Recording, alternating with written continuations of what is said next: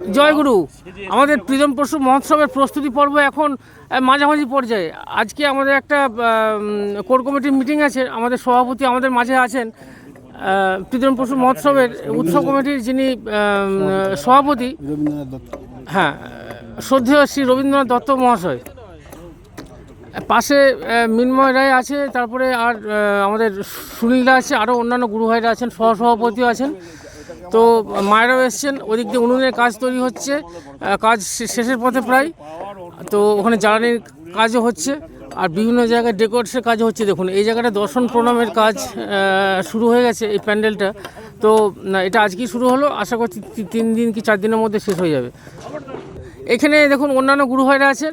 তো আমাদের যে উৎসবের যে ইয়ং ব্রিগেড এখানে আছে, তার মাঝখানে একজন বয়স্ক লোক ঢুকে গেছে। এই বয়স্ক লোকটাকে আমরা বলি কার্যকারী উপদেষ্টা কমিটির সভাপতি, কার্যনির্বাহী উপদেষ্টা কমিটির সভাপতি শ্রী রঞ্জিত কুমার রায়না সাহা। যা হোক একটা হবে। রবিদা, জয়গুরু। জয়গুরু জয়গুরু। আচ্ছা, আপনি আপনার শারীরিক অসুস্থতার কারণে আপনি আমাদের উৎসব প্রাঙ্গণে কম আসেন, সেটা আমরা সহ্যও করি। তো উৎসবের প্রস্তুতি আপনার কতদূর বলে মনে হচ্ছে? কোথায়? এখানকার? এখানে খুব সুন্দর। আমি তো ফটো দেখছি তো ফোনেতে। হ্যাঁ, এই ফটোগুলো আমরা বিভিন্ন জন বিভিন্নভাবে নিজের মতো করে দেওয়ার চেষ্টা করি, সবটা তো দেওয়া সম্ভব নয়। এইগুলোই দেখেছি। তো এখানে আপনি সরজমিনে তদন্ত করে, তদন্ত না, নিজের মতো করে দেখলেন, দেখে আপনার কেমন মনে হচ্ছে? ও সুন্দর, একবারে তো বিরাট মাঠ, খুব সুন্দর হচ্ছে। হ্যাঁ, এই মাঠটা দেখুন, আশীর্বাদ, আচার্যদেবের আশীর্বাদ। উনি অভিনব জন্মদিনে গেল একজন। আচ্ছা আচ্ছা, হ্যাঁ, আচার্যদেব উনি একবার মিন্ময় বলার পর উনি একবার মানে পরে বললেন, বেঙ্গানা কি একটা শহরের কথা বললি? তখন না, উনি মিন্ময় ঘুরিয়ে বললো, না এটা বেঙ্গাই। বলছে হ্যাঁ, বেঙ্গাইতে তোরা উৎসবটা করবে যা। দেখুন, আমরা যখন এখানে আসি অনেক রকম প্রতিবন্ধকতার সম্মুখীন হয়েছিলাম, তারপরে আস্তে আস্তে সমস্ত প্রতিবন্ধকতা দূরে সরে যায়।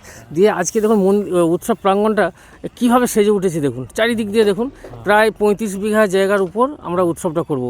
একদম ওইদিকে পাঁচির থেকে শুরু করে এইদিকে যে গাছগুলো আমরা রং করেছি, তার মাঝখানে এখানে দেখছি তো মোবাইলে আরও অনেক কাজ আছে। এই যে আপনি যে মাঠটায় দাঁড়িয়ে আছেন না, এই মাঠটা আমরা যখন প্রথম দিন আসি কোনোভাবে হাঁটা যেত না। আমি দেখেছি, তার আমরা ভিডিও আমরা রেখেছি।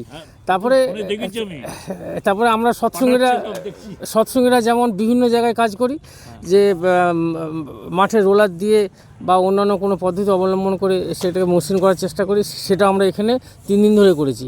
আর গ্রাস কাটার তো আমাদের রোজই চলছে। 1 হাঁটুর উপর, হ্যাঁ, 1 হাঁটুর উপর ঘাস, ভাবা যায় খেলার মাঠ। তো সেই জিনিসটা ঠাকুর করে আমরা করেছি। জঙ্গল থাকে এরকম না, এইটা হচ্ছে ওদের মানে 3টে মালিক, এর মালিক 3 জন হচ্ছে, 3টে কর্তৃপক্ষ আছে যারা হচ্ছে এর মালিকানা দাবি করছিল। এর ফলে কি, এর একটা মানে হাইকোর্টের একটা ব্যাকগ্রাউন্ড আছে। এর ফলে কি, নন অপারেটিভ পর্যায়ে ছিল এটা এখন অনেকটা মীমাংসা হয়েছে। আর কিছুদিন, কয়েক মাসের মধ্যে বাকিটা মীমাংসা হয়ে যাবে। আমাদের গুরু ভাই যে দিবাকরদা আছে, দিবাকরদা এখানে কিছুক্ষণ আগে ছিল। তো উনি হচ্ছেন আমাদের বেঙ্গাই হাই স্কুলের ভারপ্রাপ্ত প্রধান শিক্ষক। তো ওনার নেতৃত্বে এইসবগুলো ঘটছে আর কি। মানে স্কুলের তরফ থেকে যে পারমিশন পাওয়া, তারপরে যত রকম সহযোগিতা দিবাকরদার মাধ্যমে আমরা পেয়ে আসছি। তো এখনও পর্যন্ত এরকম আপডেট হয়ে আছে।